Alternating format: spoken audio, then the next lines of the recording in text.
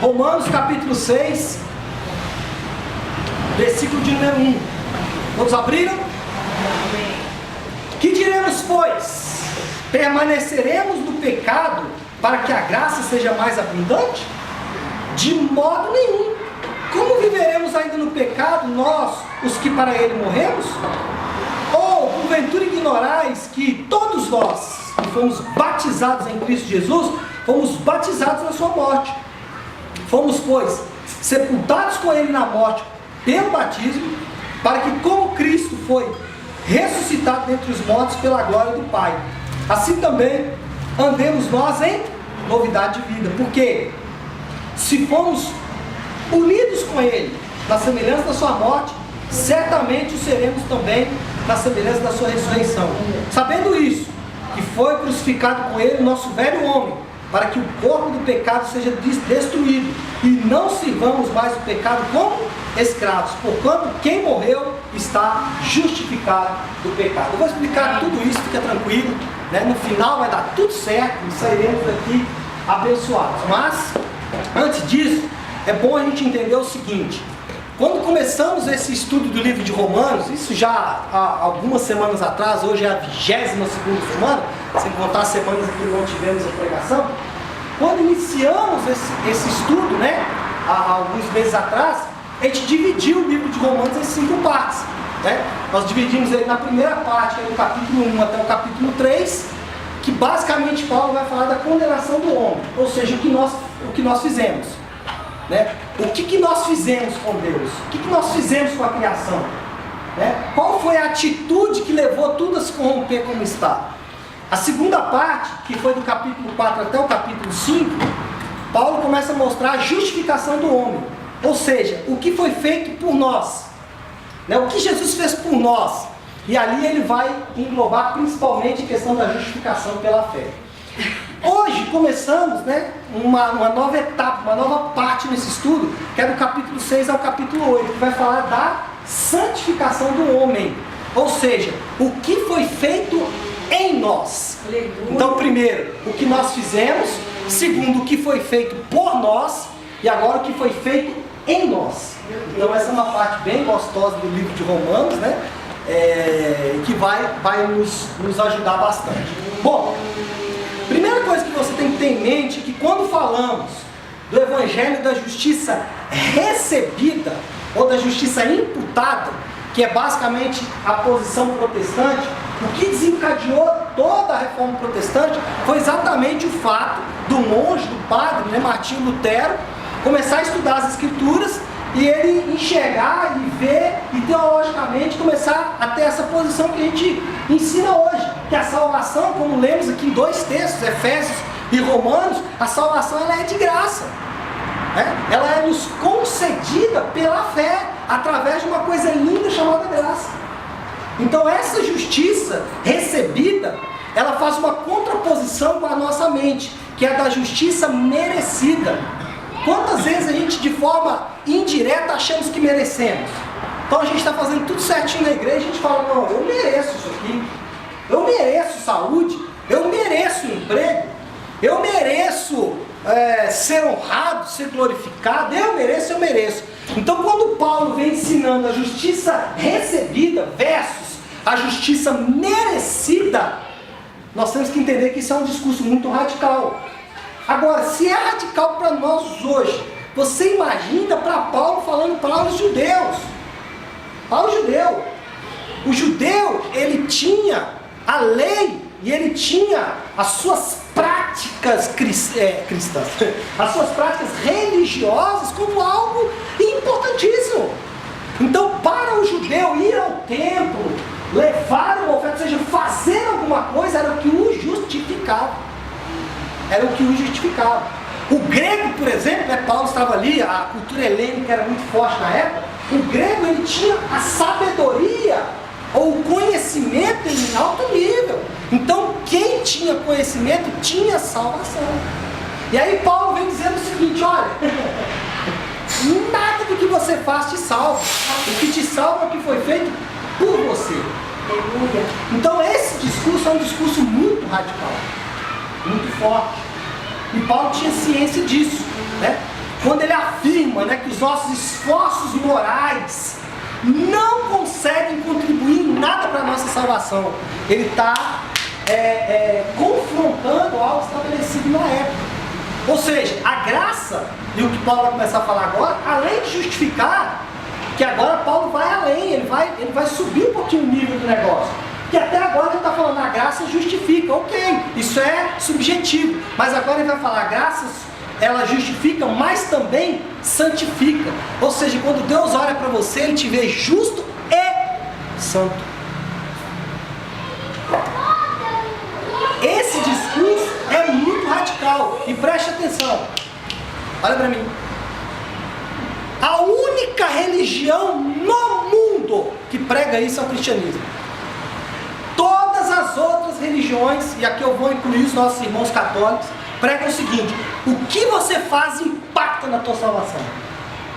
Todos, o budismo, o hinduísmo, todos os ismos, né? Todos eles vão dizer o seguinte: o que eu faço impacta na minha salvação. O único discurso que é o seguinte: não importa o que você faça, você não é salvo pelo que você faz, você é salvo pelo que foi feito por você. Aleluia! Então pensa isso, para nós hoje isso é uma afronta, que nós sempre queremos fazer. Você imagina naquela época, era muito maior.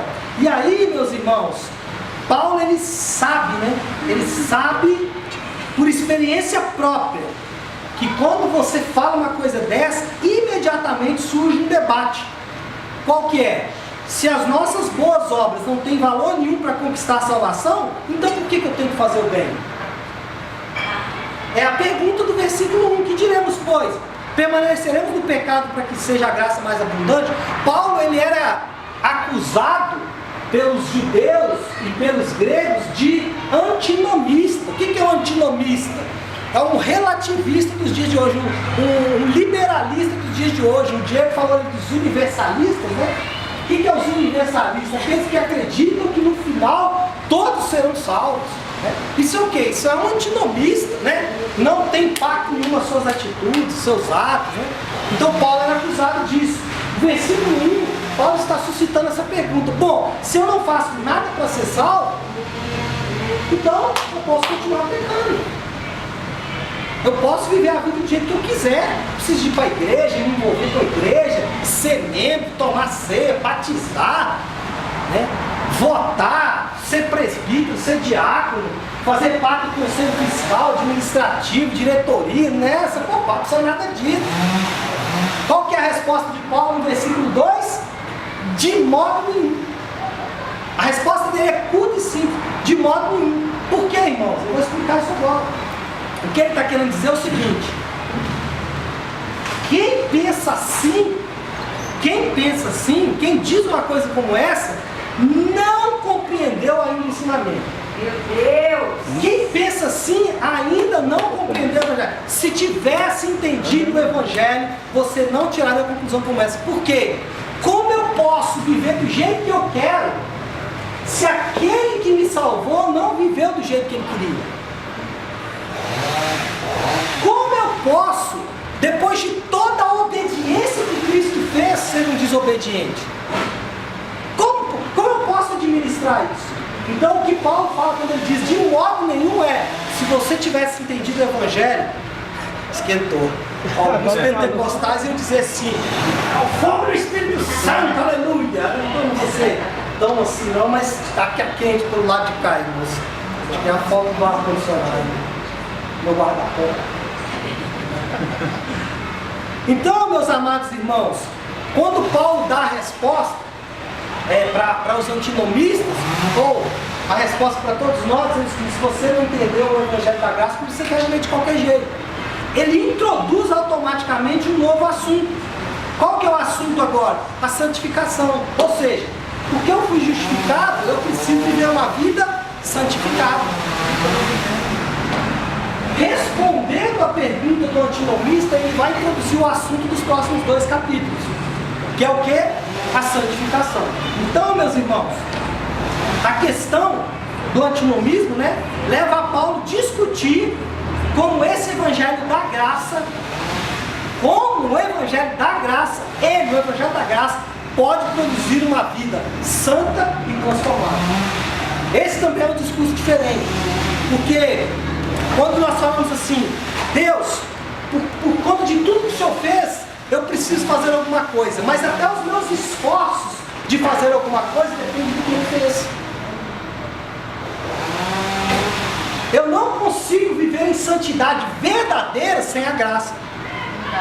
Porque eu posso me abster do pecado, mas eu não abstenho do sentimento do pecado. Como que é isso? Eu me abstenho do pecado, mas o meu coração não está preso lá. Então eu preciso da graça, porque só ela pode produzir essa transformação. É o que Paulo vai introduzir a partir de agora. Como eu disse, né, os capítulos 6 a 8 vão contar para nós agora o que ele realizará, ele, Cristo, né, em nós por meio do Evangelho. Então ele vai começar a falar de forma prática agora. Como esse Evangelho é capaz de nos impactar. Esses capítulos 6 a 8 nos ensinam a experimentar o Evangelho, a não ter apenas o Evangelho na mente, mas ter o Evangelho no coração. Os capítulos 6 a 8 vai fazer com que muitas vezes, mesmo sem você entender, você sente, vive, experimenta. Então é o que o Paulo vai falar agora. Ele falou, a justificação, ela está clara para você, né? Depois de tudo que nós falamos, não é possível que você ainda tenha dúvida. É o que Paulo está falando. Mas como essa justificação que está clara na mente impacta no coração? É o que Paulo vai começar a fazer agora. O que ele vai fazer é explicar que o Evangelho é a dinamite capaz de produzir transformações profundas e enormes em nosso caráter e comportamento. Então Paulo vai dizer a partir de agora o seguinte: bom, porque você foi justificado, e se você foi justificado realmente, você teve um impacto da graça. E se essa graça está no teu coração, o teu caráter e o teu comportamento tem que mudar. É o que ele vai começar a defender a partir de agora. É o que ele vai começar a mostrar a partir de agora. Quando a gente fala sobre santificação, irmãos, é sempre um tema difícil. Por quê? Porque a gente tem sempre a impressão das coisas que eu preciso parar de fazer. Não, pastor, agora você falar de santificação, então eu vou ter que parar de beber, de fumar, de usar droga, minhas amantes, minhas mulheres, não tem. Meus amantes, não, pastor, aí você vai mexer no lugar. Meu dinheiro, pastor, não, santificação, não fala de santificação, não, pastor. Vamos falar de bênção, é melhor. Vamos falar de portas abertas, pastor. Isso aí que chama a gente para a igreja. Mas isso não é evangelho, pessoal. Evangelho real não é o quanto eu tenho no banco, é o quanto aquilo que Deus me deu impacta a minha vida, o meu comportamento, as minhas atitudes. Isso é evangelho. Então, se você vive a vida do jeito que você quer, ainda discute com todo mundo, acha que está todo mundo errado, só você que está certo, provavelmente você ainda não entendeu o evangelho. Provavelmente o Evangelho, ele ainda não penetrou no teu coração, né? Então falar sobre isso é muitas vezes um tema difícil, às vezes é um tema ignorado na igreja, em outros casos, na maioria deles, é pouco entendido, né? Então o que vamos fazer aí nas próximas semanas é pisar num terreno pantanoso, num terreno espinhoso, né? Pretendemos sair desse terreno, né, vivos, né, pisando bem, sem ninguém estar amputado, todo mundo ótimo, né? Em nome de Jesus. O que nós temos que ter em mente quando falamos de santificação são dois termos. Abre aí comigo que falou sua Bíblia, em Isaías 1,18. Deixa Romanos marcadinho que a gente vai voltar nele. Mas vai para Isaías 1,18. Isaías é um dos profetas, está aí no meio da Bíblia.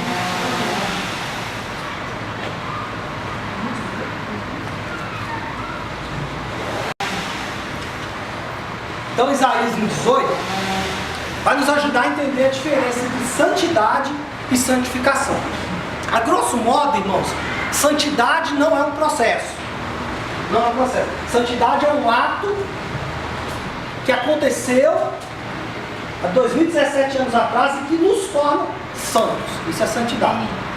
O que é santificação? Santificação é um processo que Deus desenvolve através do Espírito Santo em nós para nos transformar. Ok? Com isso eu entendo e eu posso dizer uma frase seguinte: eu sou santo em processo de santificação. Quem é santo aqui? Se você não é, você não entra no céu. No céu só entra santo. Então, como no céu só entra santo e você não tem esse poder de se tornar santo, né? Alguém te torna santo. Quem? Cristo. A obra na cruz te torna santo. Mas também a obra na cruz começa um processo de santificação, um processo onde gradualmente ele vai mudar o seu comportamento, a sua mente. Olha aí, abrindo Isaías 1,18, que diz: vinde, pois, e arrazoemos, vinde, pois, e conversemos, discutamos, né? Vamos discutir, diz o Senhor. Ainda que os vossos pecados sejam como a escarlate, vermelhos, né? Eles se tornarão brancos como a neve. Ainda que sejam vermelhos como o carmesim, se tornarão brancos como a lã. Então preste atenção, ele está falando de dois branquejamentos. É uma coisa bem portuguesa, branquejamento. É o processo de transformar algo em branco. Ele está falando de duas coisas brancas. Ele está falando de neve e lã. Inicialmente você pode pensar que ele está querendo deixar uma ideia muito clara. Ele falou duas vezes para você não esquecer. Mas na verdade ele está falando de dois processos diferentes. Por quê? Como que surge a neve, meus irmãos? Ela surge do céu e cai na terra. Então ele fala de um processo que vem do céu para a terra. Não é isso? Isso é santidade. Você não faz nada para que a neve caia, mas ela vai cair. E o outro processo? Branco como a lã. É um processo de dentro para fora. Isso fala de santificação. Então ele está falando dos dois aspectos. Glória a Deus. Santidade eu dou para vocês. Santificação eu vou produzir dentro de vocês. Note, sempre vem de Deus. Uma vem do céu, a outra vem de dentro. Santidade e santificação. Bom, vamos começar a entender isso. Paulo vai falar dos dois aspectos. E eu pretendo, provavelmente não conseguirei falar dos dois também hoje, né? Mas vamos caminhando que vai dar certo. Primeira coisa, versículo 2 aí de Romanos, volta lá para Romanos. Paulo fala assim: de modo nenhum, respondendo a pergunta do versículo 1. Qual que é a pergunta do versículo 1? Bom, então eu vou continuar no pecado para que a graça seja maior. Se o papel de Deus é perdoar, quanto mais eu pecar, mais Deus vai perdoar, mais amor ele vai derramar. Paulo responde o quê? De modo nenhum. Por quê? Versículo 2 ele continua dizendo: como viveremos ainda no pecado, nós que para ele morremos. Para ele quem? Para o pecado. Quando falamos disso, irmãos, é fundamental entendermos, porque todo o capítulo 6 agora de Romanos vai depender da boa resposta que nós vamos dar. Deixa eu ver esse negócio aqui, né? Está me incomodando e não está me ajudando em absolutamente nada. Pelo contrário. Suando minhas costas. É fundamental, né, essa resposta que Paulo vai dar para a gente entender todo o capítulo 6 que vamos estudar agora. Qual é a expressão? A expressão que você tem que ter em mente no capítulo 6 é: para ele, pecado, morremos. Para ele, morremos. Na nova tradução na linguagem de hoje fala assim: nós já morremos para o pecado. Agora eu pergunto para você: você peca? Claro, eu peco. Mas você já não morreu por pecado? Como conviver com esse versículo? Calma, pastora Flávia.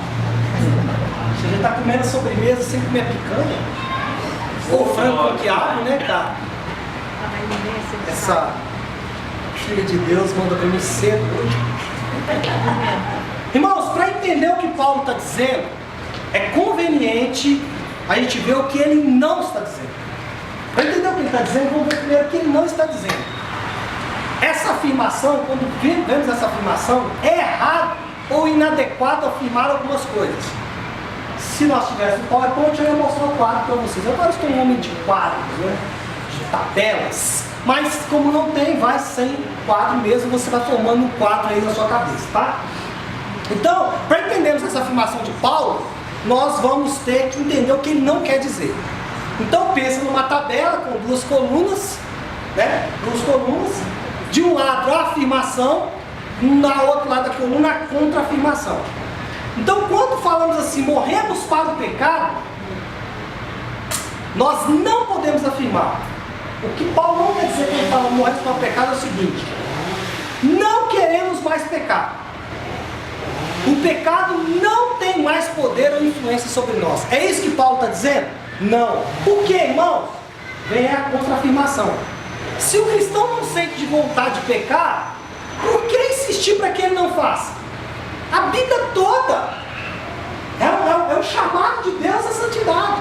Então, se o crente não tivesse mais vontade de pecar, ou o pecado não tivesse mais influência sobre ele, isso não teria mais sentido. E o próprio Paulo, em Romanos 7, vai falar: o bem que eu quero fazer eu não faço, e o mal que eu não quero, esse eu pratico. O mal que eu não quero, esse eu pratico. Então, irmãos, quando falamos morremos para o pecado, não queremos dizer que o pecado não vai, que você não vai querer mais pecar. Achar que você vai se tornar um monge, né, beneditino, que você vai viver uma vida de ascetismo religioso, onde você não vai ter vontade de fazer nada, só de orar, fazer jejum e ir para a igreja. Isso não é verdade. Isso não vai acontecer. Você está sem fé, hein? Está recolhendo. Não, mas eu acho que pode tolerar. Não é possível que eu vou ficar aqui mais que meia hora mais. Segunda afirmação. Morremos para o pecado, portanto, pouco a pouco estamos nos afastando do pecado, e o pecado está enfraquecendo em nós. Quando falamos morremos para o pecado, é errado afirmar que o pecado está lentamente perdendo seu poder em nós. Por quê? Qual é a contra-afirmação disso? O termo morto deve representar algo mais forte do que isso, porque o pecado vai morrendo lentamente. O termo morto refere-se a uma ação. Lembra que eu falei de Isaías?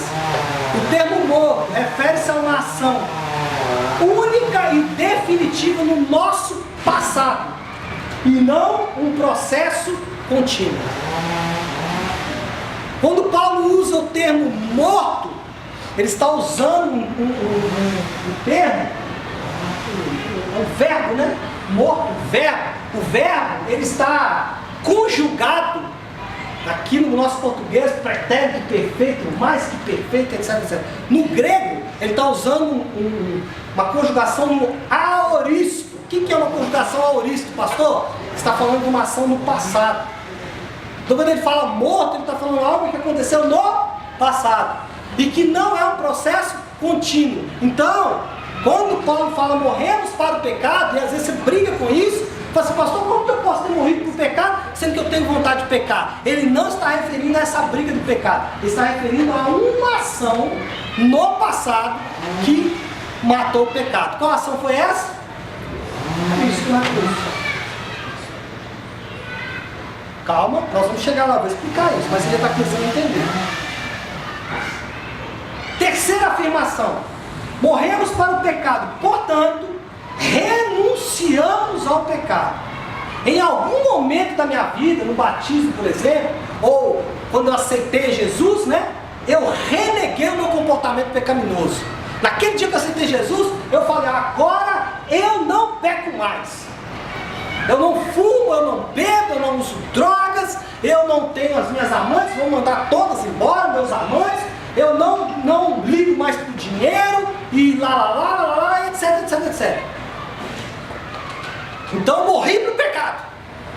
É isso que Paulo está querendo dizer? Não. Por que, pastor Léo?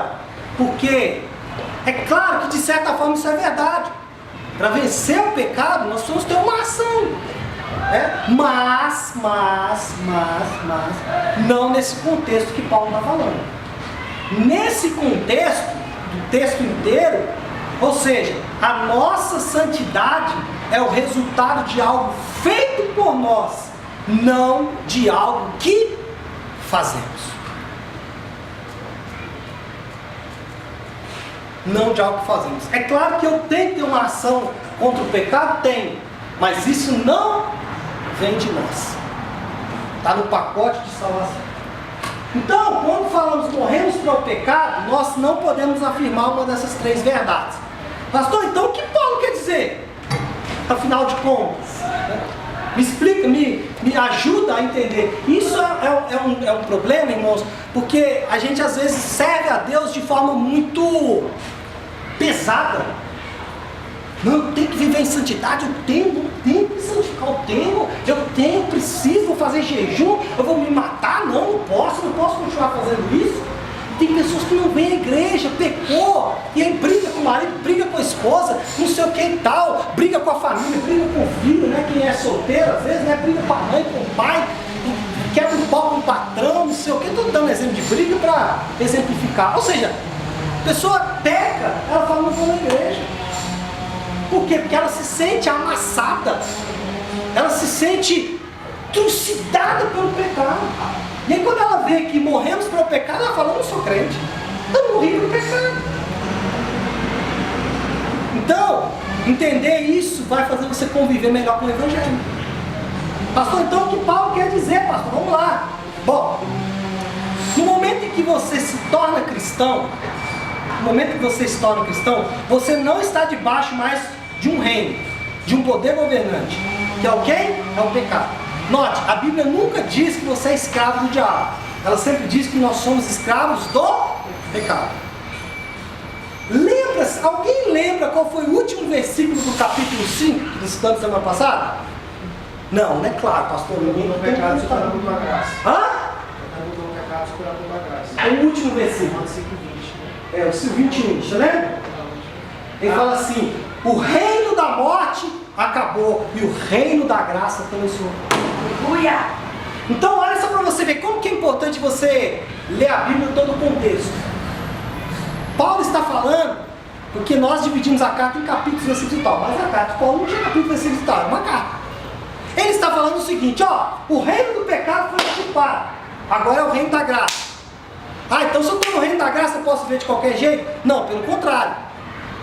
O que essa graça fez foi tirar você desse poder dominante que é o pecado. Você não está mais sujeito a esse poder dominante. Você não está mais debaixo desse reino e desse reino. De forma prática. Como que eu faço isso no meu dia a dia, pastor Léo? Bom, antes, os desejos governavam sobre nós de tal forma que não conseguíamos vê-lo como pecado. Se você olha para uma atitude pecaminosa sua e não acha que é pecado, se você olha para uma atitude sua e não enxerga ela como pecado, você ainda não está no reino da graça. Meu Deus! Porque você ainda é governado pelo pecado. Se você olha para alguém, ou para você mesmo, gritando, falei aqui agora, brigando com todo mundo, irando, xingando. Se você não enxerga isso como pecado, você tem problema com relação ao reino que você faz parte. Por quê? Porque você mudou de status. Você era de um reino e foi para outro. Quando Paulo fala morremos para o pecado, ele está falando, você foi tirado de um reino e transportado para outro. Agora, no entanto, o pecado não tem mais como nos dominar. E agora, irmãos, debaixo do reino da graça, somos capazes de resistir e de nos rebelar contra ele. Por que você fala, às vezes, conversa com uma pessoa e ela achou absurdo ter que parar de beber? Porque ela está debaixo daquele reino. E naquele reino isso é normal. Se embriagar é normal. Mas para você, não é normal mais. Você começa a ver o quanta bobagem você fez quando estava naquele reino. Irmãos, eu nunca consegui, se alguém... Vou abrir uma pequena notinha de rodapé aqui. Eu nunca consegui ver, se alguém souber de alguém que fez uma grande descoberta, ou um grande, sei lá, construiu um império financeiro, ou uma grande família bêbado. Bêbado só faz... Bom, fecha a notinha de rodapé, porque não é o tema da pregação. Irmãos, o livro de Esther, depois se você quiser ter curiosidade de ler, é um pequeno livro da Bíblia, se eu não me engano, 10 capítulos ou 11, é um pequeno livro. Narra a história de uma moça chamada Esther. Estava cativa em um outro reino, reino persa. É persa mesmo? É persa. No Império Persa. E essa moça judia, né? Ela é colocada como rainha. Paralelo a isso, um cara que odiava os judeus lança uma lei. No dia X, todos os judeus serão assassinados. Era a lei. No dia X, todos vão morrer. Que lindo esse evangelho, irmãos. O dia da nossa morte estava marcado. Deus! Estava marcado. Aí, Esther vai até o rei. Intercede junto ao rei. Esther é uma figura da igreja. Aquela que intercede. E o rei fala assim, eu não posso mudar todo o decreto. Eu não posso simplesmente cancelar o decreto. Deus fala assim, eu não posso simplesmente cancelar o pecado. Houve uma atitude. Para exemplificar isso, suponhamos, né, que essa taça aqui seja de cristal, muito cara. Ela é cara, mas quanto que ela fosse mais cara? Custasse lá R$1.000. E o Alisson, um descuido que não lhe é peculiar, que não é muito cuidadoso, mas ele esbarra na minha taça e quebra a minha taça. Eu tenho duas opções. Se o Alisson quebrar minha taça, eu posso perdoá-lo, mas eu assumo a dívida. Ou eu posso cobrar dele. Só que o Alisson não tem condições de me pagar. Então eu só tenho uma opção: perdoar ele e assumir a dívida. Foi isso que Cristo fez por nós. Então quando ele fala assim, quando o rei fala para Esther, eu não posso mudar o decreto, ele está dizendo, alguém vai ter que pagar a dívida, alguém vai ter que pagar a taça quebrada. Aí o que ele faz? Ele solta um outro decreto. Qual que é o decreto? Eu dou para vocês o direito de se defender. Eu tiro você de debaixo da sentença de Amã e eu te coloco debaixo da minha sentença. Deus! Então isso é evangelho. Evangelho é isso. Evangelho é Deus falar, agora você não precisa mais ceder ao pecado. Você tem direito de lutar contra ele, mas eu te dou as ferramentas para você vencer. As armas. É isso que Paulo está dizendo quando ele fala, morremos para o pecado. Uma outra boa analogia sobre isso é a Segunda Guerra do Golfo. Quem tem aí por volta de 35, 40 anos, né, eu sou um pouco mais novo do que isso. São 40 minutos. Obrigado. Então quem tem 40 anos vai se lembrar, né? Lá nos idos de 1991, né, Saddam Hussein invade um pequeno principado, né, no Golfo Pérsico chamado Kuwait. Como esse Kuwait mudou a nossa vida, irmãos, que miséria. Aí o que o George Bush fez? Pai, George Bush, foi lá e invadiu o Kuwait, tirou os iraquianos, mas não invadiu o Iraque, só protegeu o Kuwait. E muita gente falou assim, por que ele fez isso? Já invade e tira o Saddam Hussein logo, Saddam Hussein, né? Tira esse cara logo. Mas ele não fez. Em 2003, o filho dele, George W. Bush, né, resolve então, cria lá uma história que alguns falam de verdade, outros falam que era fake, mas eu não vou entrar nessa história, dizendo que assim, havia bombas de destruição em massa no Iraque. E aí resolve então os Estados Unidos invadir o Iraque. E aí toda a força americana, né, estava ali concentrada, os porta-aviões, os caças, né, americanos, os mísseis, né, Scud, os Tomahawk, como é que chama? Os Rangers, né, sei lá, os americanos, SEALs, né? Todos eles invadem o Iraque e em 48 horas toda a força militar do Iraque está dizimada, acabou. Todos os caças iraquianos não levantam, o poderio militar do Iraque está destruído. Então a guerra acabou? Não, ela dura até hoje. Por quê? Porque foi lá, tirou o pessoal de Bagdá e eles fizeram o quê? Se espalharam e entranharam entre os civis. Então qual é o grande problema hoje para Estados Unidos não podem sair de lá? Porque se sair, eles voltam. Porque eles estão infiltrados entre as pessoas. Os iraquianos, lá, os terroristas, sei lá, aquela turma lá. Pastor, o que isso tem a ver com o pecado, irmãos? Assim é o pecado. Ele continua infiltrado em nós, apesar de já ter sido derrotado. Meu Deus. Cristo já derrotou ele lá na cruz, mas ele ainda está infiltrado em mim. Ele está infiltrado em mim. Só que agora eu tenho poder para vencer. Eu tenho os meus snipers, né? Eu tenho a minha inteligência, satélites de inteligência, né? A CIA, o FBI, né? Os SEALs e tal. Eu tenho todo mundo que estão me ajudando, que eu não tinha antes. Agora eu tenho. Mas ele continua por ali. Portanto, meus amados irmãos, ter morrido para o pecado não significa que ele não está mais no seu interior, ou que ele não exerce mais poder ou influência dentro de nós. Ele faz, mas agora ele não te dá mais ordens. Amém. Apesar de você poder obedecê-lo,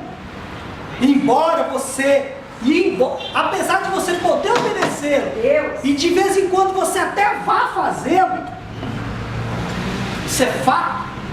Permanece também o fato de que você não tem mais que obedecê-lo. Você morreu para ele e ele pode estar morto para você. Amém. Permanece a pergunta: como viveremos ainda no pecado, nós que para ele morremos? Ainda versículo 2. Bom, como ainda viveremos nele, no pecado? E por que viveremos? Como viveremos? E por que ainda viveremos se já foi todo destruído? O que Paulo está declarando aqui não é a impossibilidade literal da prática do pecado, porque como já sabemos e temos prática, nós continuamos pecando. O que Paulo está declarando aqui, vou tomar água, que é a palavra que eu vou usar, que anote aí. O que Paulo está declarando é a incongruidade, Meu Deus. ou a falta de harmonia que há entre o pecado e a santidade. Paulo está dizendo o seguinte: como pode você ainda se deixar dominar, sendo que você foi transferido para um outro reino? John Stott, ele diz sobre esse texto, né? Eu gostei muito, é um texto longo, nós vamos aqui estudar ele um pouquinho. Estarão todos os pertencentes ao povo de Deus mortos para o pecado, no sentido de não serem mais afetados por ele? Uma pergunta, né? Ele mesmo responde: nós sabemos que não. As biografias que encontramos na Bíblia, como também no decorrer da história, todos os homens da história da igreja, aliados à nossa experiência de vida, mostram que isso não é verdade. É uma verdade. Você ainda sofre influência do pecado. Isso é fato. Longe de estar morta no sentido de inerte, a nossa natureza caída está tão viva e ativa que somos seriamente exortados a não obedecer aos nossos desejos, apesar deles continuarem lá. O fato de você ter desejos e instintos mostra que você é um ser humano. Porque quando Deus cria o homem, Ele coloca nele instintos. Quais são os instintos? 3. Instinto de sobrevivência, instinto de defesa e instinto sexual. Estava no homem. Então o instinto de sobrevivência fala sobre o quê? Sobre alimentar. Se você não toma água, se você não come, se você não se alimenta corretamente, o que vai acontecer com você? Vai morrer. Mas aí o que acontece? O pecado torna o instinto de sobrevivência, ou desejo de sobrevivência, em gula. Engula. Aí um pedaço de picanha não serve, um pouco de frango com quiabo não serve, tem que comer muito. Falando sobre a bebida, né? Um pouco de bebida não serve, tem que beber até entornar o cambão. Isso é o que? Isso é resultado do pecado. O instinto foi o que? Corrompido. O instinto de sobrevivência foi corrompido. Qual o instinto? O instinto de defesa. No instinto de defesa, se Adão fosse atacado, ele apenas esquivaria. Ele apenas correria. Mas o que se tornou o instinto de defesa depois do pecado? Eu defendo e contra-ataco. Violência mais violência. Outro, instinto sexual. Instinto sexual é bom. O homem tem desejo pela sua esposa, debaixo da aliança. O que o instinto sexual fez? Agora o homem tem desejo por todas, alguns por outros homens. E bagunçou todo o coreto. Criança, bicho. Tem uns que tem por criança, por bicho. Tem uns por fezes. Sei lá, tem gente doida nesse mundão de Deus aí. O que é isso, pessoal? Isso é o quê? Os instintos foram corrompidos. Corrompidos como quem mexe no computador sabe, quando o arquivo está corrompido. Foi aquilo, ele ficou doidão. Mas eles continuam ali. É isso que John Stott está falando. Mas ele conclui, né? E o Espírito Santo nos é concedido não para orar em línguas. Gostei da fala da Ju aqui na aula do louvor. Você acha que o Espírito Santo é para você e ter visões, né? Ver profecias e tal? Ok, isso também é parte do Espírito Santo.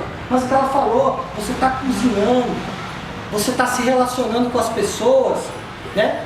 Você está vivendo a sua vida normal. O Espírito Santo ele nos ajuda, nos é concedido para que nós possamos subjugar e controlar os nossos instintos. O Espírito Santo está ali exatamente para nos ajudar a controlar essas coisas.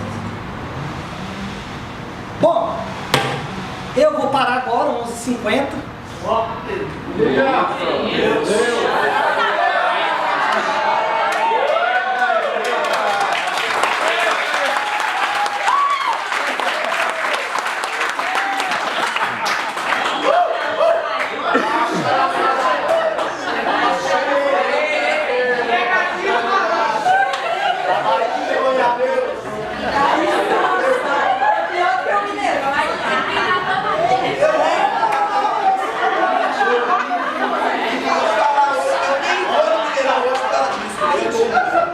Não, eu tô achando que eu vou parar de pregar.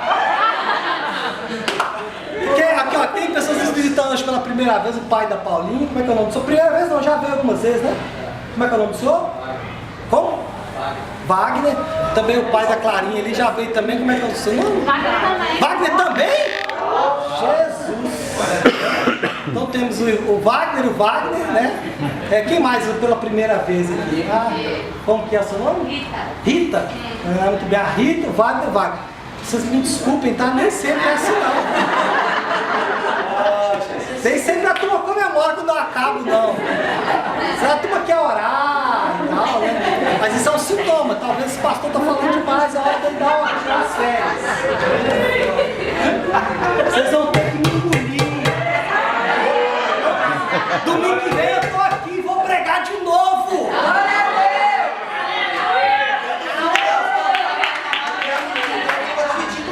Não tem essa não vem fugir do assunto não. Eu vou estar aqui semana que vem.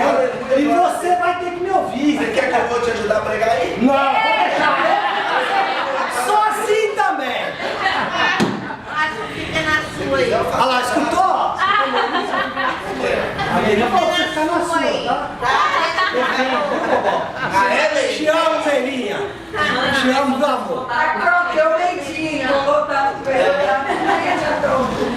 Semana que vem, irmãos, eu continuo do versículo 3 aqui. Parei a pregação, não leio, então por isso não vou permitir, né? Não vou fazer nenhuma aplicação, nada disso. Nós vamos orar apenas para que esse ensinamento, né, penetre o seu coração, o seu espírito. Vamos colocar de pé. Eu queria apenas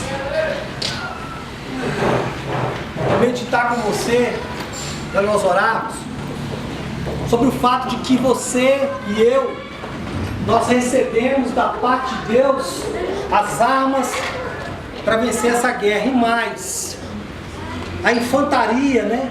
Aquela equipe que vai à frente para destruir os inimigos, é o próprio Deus. Ele já fez isso, ele já abriu o caminho para nós. Ele fez o mais importante. Então, na nossa luta contra o pecado, né? Ele nos deu todas as ferramentas que precisamos para vencer. Então, quando você sai por essas portas, né? Nunca diga que você não consegue. Né? Nunca diga que você não consegue. Porque se você fala isso, você está desmerecendo o que Cristo fez. Né? Nunca diga que o problema é os seus pais ou o seu passado. Não, é por causa da minha linhagem. Né? a minha constelação familiar. Não, nunca diga isso, né? O mais importante para vencer o pecado é primeiro assumir que você quer vencê-lo. Porque se você não quiser vencê-lo, irmãos, nem o próprio Deus vai contra a sua vontade. Então declare: eu quero, eu preciso me ver livre disso. Há muitos anos atrás, quando eu entrei na igreja, eu tinha um chamado, sempre ardeu no meu coração fazer a obra de Deus, mas eu tinha um grande impedimento, que era o fumo. Eu fumava, e aquilo ia contradizer o meu chamado. Como é ser pastor e fumar? E aí, o que desencadeou essa libertação na minha vida não foi nada a não ser eu falar: Deus, eu não quero, apesar de gostar, ela lembra disso. Eu falava: eu gosto de fumar. Eu falava: apesar de gostar, eu não quero mais. Eu faço uma escolha de não querer. Depois de alguns anos, mesmo na igreja, quando a pornografia, né, ela batia forte, eu tive que tomar uma decisão: eu não quero mais, apesar de depois ainda cair. E hoje eu ainda preciso lutar contra esse vício, que ele bate as portas, porque o desejo está ali. Mas hoje eu tenho ferramentas. Eu não estou mais debaixo desse reino, né? Eu estou debaixo de um novo reino, o reino da graça. No reino da graça, que eu falei semana passada, você pode chegar ao trono e receber graça. Então feche seus olhos. Ore agora. Tira alguns instantes para orar. Ora sobre isso. Talvez o seu jeito é o problema. Talvez as suas lutas, as suas dificuldades. Talvez é os seus sentimentos, as suas emoções. Talvez é algum vício. Talvez é algum distúrbio de caráter que você tem. Ore agora. Ore agora, fala com Deus: eu não quero mais. Eu não quero ser mais aquele que grita. Eu não quero ser mais aquele que briga. Eu não quero ser mais aquele que fuma, aquele que vê pornografia. Eu não quero. Fala para Deus, fala: isso é pecado, isso me afastou do Senhor, isso me tirou da igreja, mas hoje eu quero reconhecer que eu tenho poder para vencer isso na cruz. Fala para o Senhor: Senhor, em nome de Jesus, Pai, nós te agradecemos por esta manhã tão gloriosa, onde a Tua palavra foi derramada sobre nós, e nós aprendemos de Ti, meu Deus. Fomos ministrados sobre esta verdade. Nós não somos mais do reino da morte, nós não somos mais do reino do pecado, nós não pertencemos mais àquele que nos fez tanto mal, nós não pertencemos mais àquele que tem destruído a humanidade, que tem destruído a terra, mas nós fazemos parte do reino do Filho do seu amor. Nós fazemos parte do reino da graça, e nesse reino nós temos a graça abundante que nos ajuda a vencer. E com esta verdade impressa no nosso espírito, nós saímos aqui nessa manhã em nome de Jesus. Amém. Amém, queridos? Deus abençoe. Aliás, levante as suas duas mãos para o céu. Que o amor de Deus Pai, o amor inexplicável, capaz de te perdoar e assumir a tua dívida, que a graça sempre abundante de Jesus Cristo, que jamais vai te faltar, que flui como um rio que sai do trono de Deus. Essa é a graça, que essa graça que flui do trono de Deus, e também a amizade transformadora do Espírito Santo, seja com todos nós, em nome de Jesus. Amém?